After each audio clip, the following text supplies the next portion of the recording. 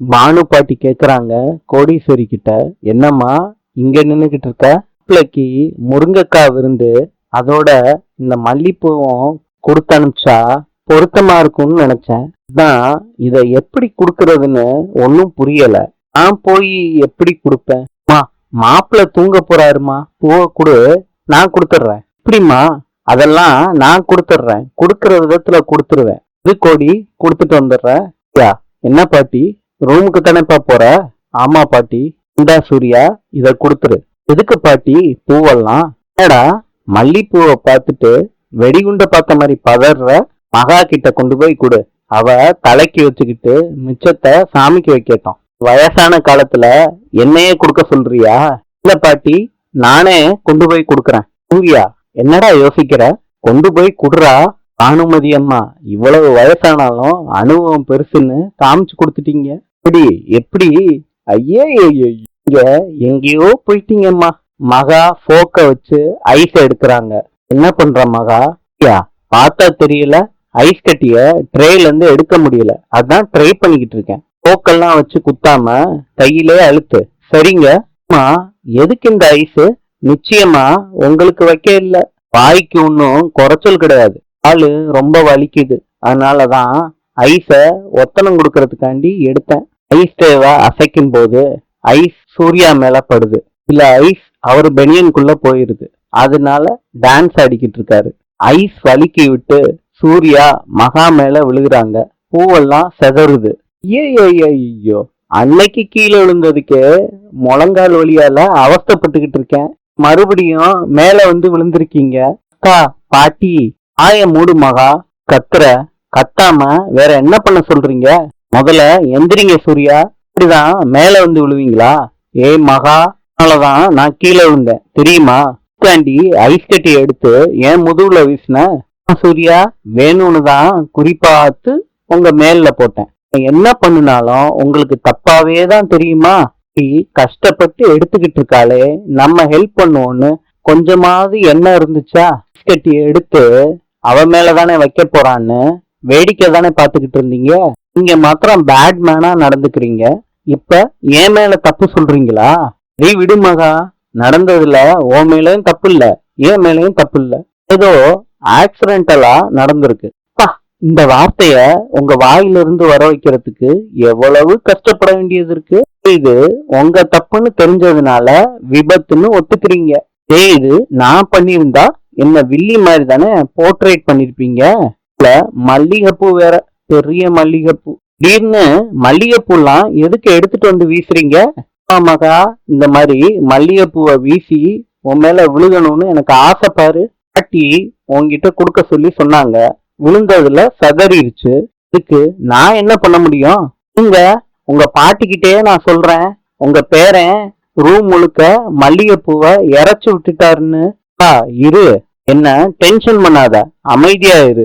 வீட்டுக்குள்ள நம்மள சுத்தி ஏதோ சதி நடக்குதுன்னு தெரியுது, ஆனா என்னன்னு தான் புரியல. என்னங்க குழம்புறீங்க? இன்னும் இல்லம்மா, நீங்க வந்து படுங்க மகாராணி.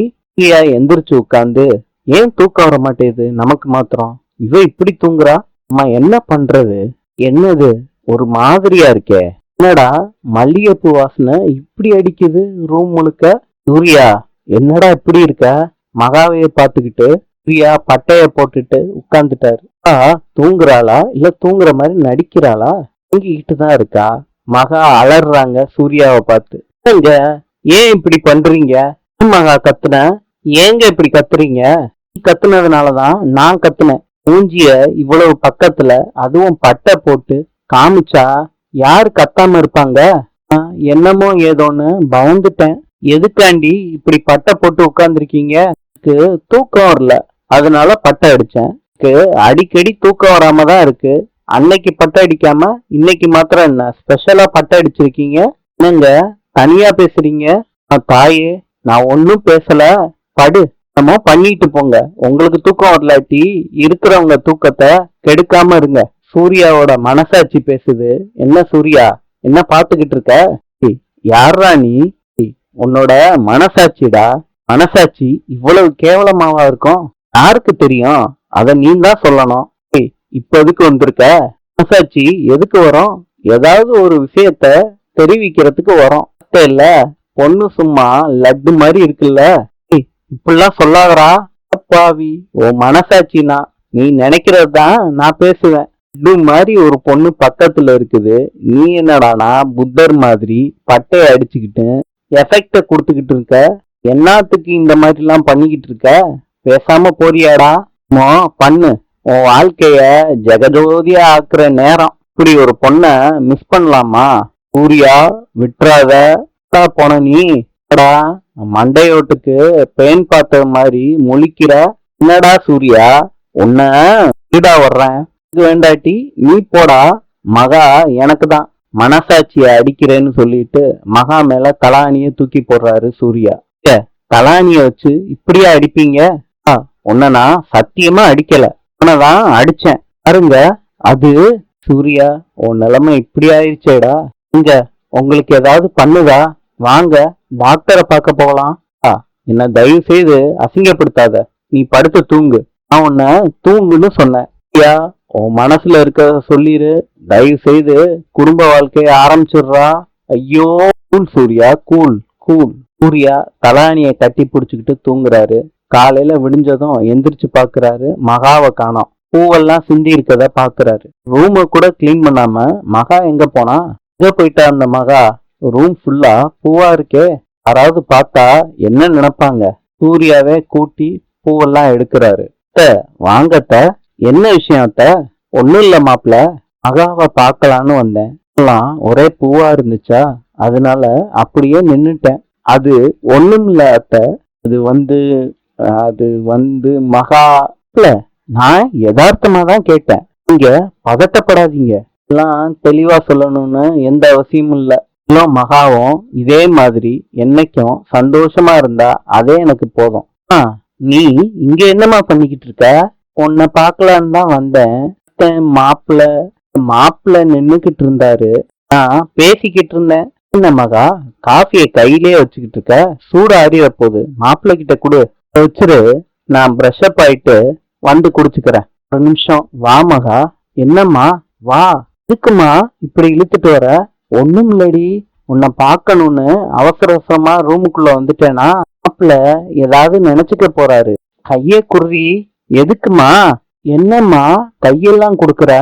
மகா சாதாரணமா கேக்குற மாதிரி முறப்பா இருந்த மாப்பிள்ளைய ஒரே நாள்ல ரூம கூட்டுற அளவுக்கு கொண்டுட்டு வந்துட்டியே. நீ வாட்டுக்கு ஏதாவது உளறிக்கிட்டு இருக்காதம்மா. அவருக்கு ஆபீஸுக்கு லேட் ஆயிடுச்சுமா. ஆகட்டும்டி, ஒரு நாளைக்கு லேட்டா போனா என்ன தப்பு இருக்கு? உனக்கு சொன்னா புரியவே புரியாது. நைட்டு முழுக்க அவர் தூங்காம என்ன தொந்தரவு பண்ணிட்டாருமா. கோடீஸ்வரி எல்லாத்தையும் கற்பனை பண்ணி பாக்குறாங்க. நீ மேல பாத்துக்கிட்டு சிரிச்சுக்கிட்டு இருக்க. மகா, அதை எப்படி சொல்லுவேன்? நினைச்சு பார்க்கும் போதே எனக்கு வெக்கமா வருது. வெக்கப்படுற அளவுக்கு அப்படி என்னமா நினைச்ச? என் வாயால நான் எப்படி சொல்லுவேன்? மகா, மாப்பிள்ள உன்னை தேடி வந்துகிட்டு இருக்காரு, நான் வர்றேன். 2 பேரும் எப்பயும் இப்படியே சந்தோஷமா இருக்கணும். எதுக்காண்டி அத்தை இப்படி வெக்கப்பட்டுட்டு போறாங்க? அதுதாங்க எனக்கும் ஒன்னும் புரியல.